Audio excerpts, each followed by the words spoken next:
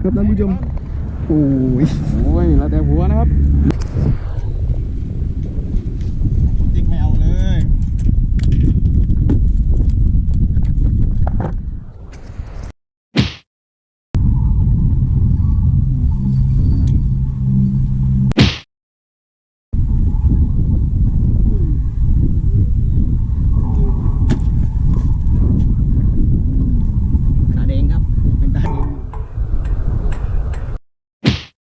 เลย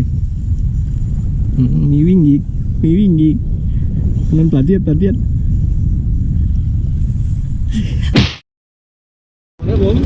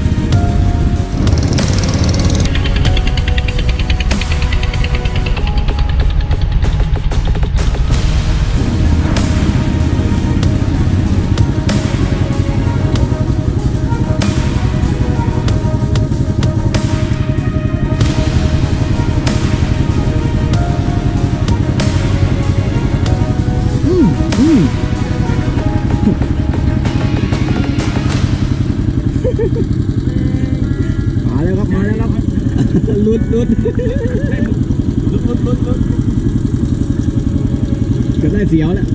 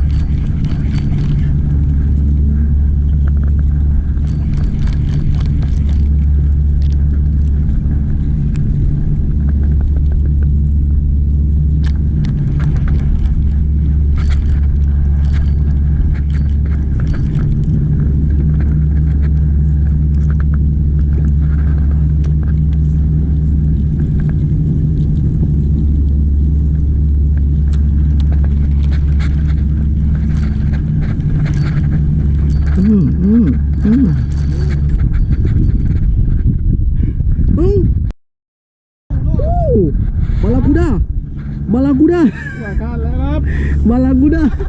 เหลือเท่านี้โอ้ยมาลากูด้าโอ้ยครับท่านผู้ชมโอ้ยแล้วแต่หัวนะครับมาลากูด้าว่าเลยทำไมมองไม่เข้า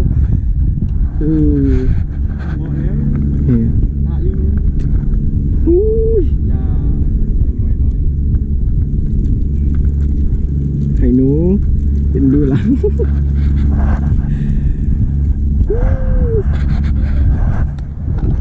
ลากูด้า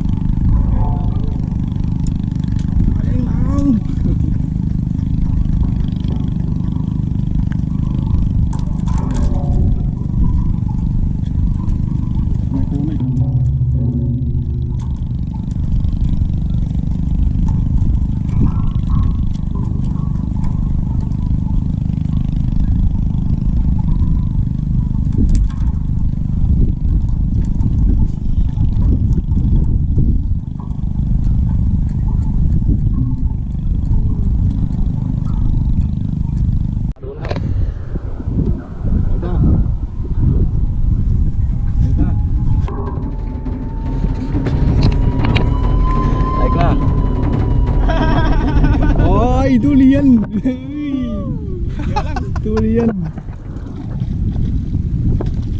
อย่าไปเจียวลังกันละ ทุเรียนไม่มีหนามครับ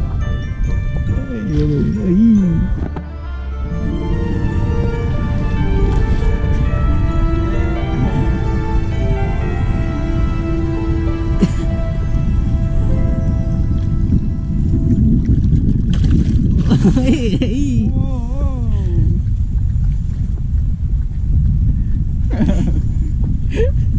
โอ้โห ได้งัดครับได้งัด ปลาเก๋าปลาเก๋า อุ้ย เกี่ยวหลังมันได้ไง โอ้ยกันครับ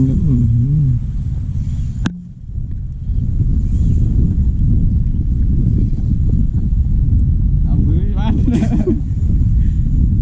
โอ้ยปิดเหล็กไอ้แน่นเลยนี่ ดูเขาเท่าเขา เรียบร้อยก็หมาบ้านเชี่ยเดี๋ยวเงียบไปแล้วเข้าลงเลยก็ปิดเล่นเลยปิดเล่นกันเลย เขาเท่าแล้ว ปิดเล่นกันเลย เดี่ยวกันทัดนะตัวเป็นโลเลย เนี่ย อย่า ปาดกล้องอะไรมา มาที่ ปิดเล่นไปเลยเอ้ย มุดเอ้ ไม่รู้แล้วเจ็ดลังเนียนแน่นเลยมีวิ่งอีกมันปาดเทียด มาติดตาย อย่า โอ้หมานี่เลยลุงไม่อยู่ เนี่ย อะไรขึ้นเร็วผมไม่ยอมเว้ย จับไส้ดึงเลยมั้ง ไม่ยอมเล่นมาได้อีรุ่นเลยโอ้ร้องตาเลี้ยว จับไส้ดึง ไปที่บันไดเอามาพูดกันได้ไหมนี่เลย ครับเนี่ยดึงอยู่ บาดมือไง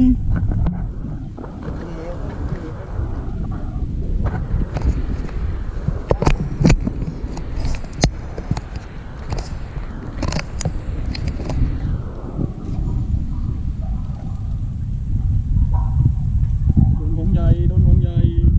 ปลาเก๋าเอาไก่มัน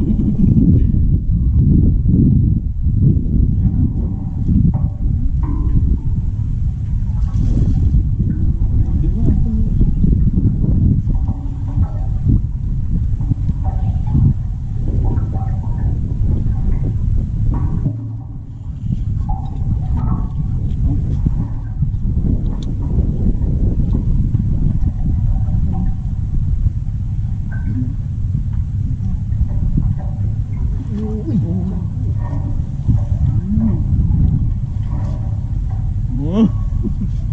ติดไตโลครับวันนี้ ตาเด้งเปรี้ยว ใช่ละยุ่งหลังเสียวเลยอะ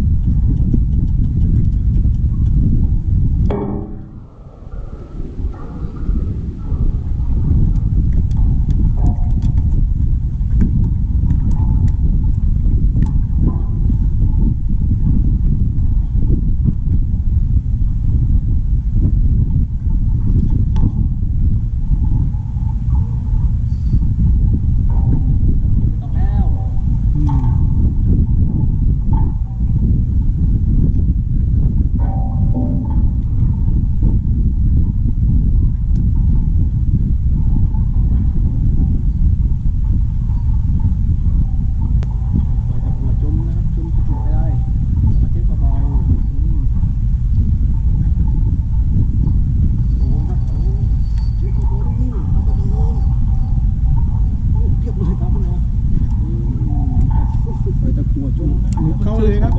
หลุดเข้าแล้วครับ อันนี้ใช้ยิงกับไปแค่ตัวเดียวนะมองกดทุกตัว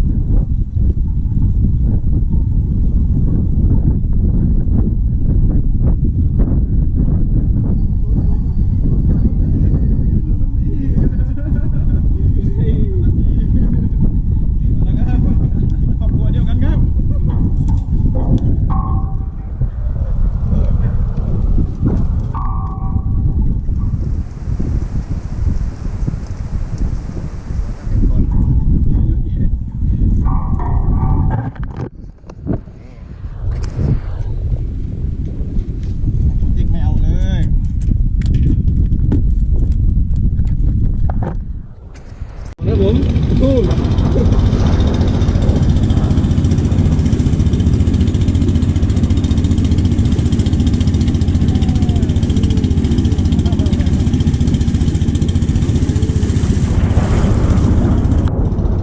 เมี่ยงมาตอนนี้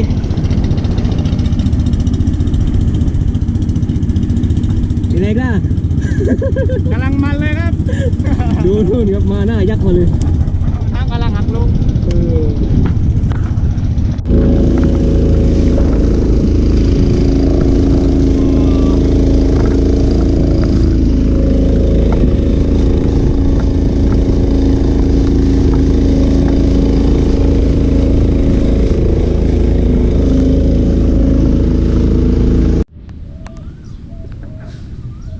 ดูปลาครับวันนี้ผลงานของวันนี้นะครับนี่กระมงตาแดงนะครับล้วนๆเลยใช้ไม่ใหญ่นะครับวันนี้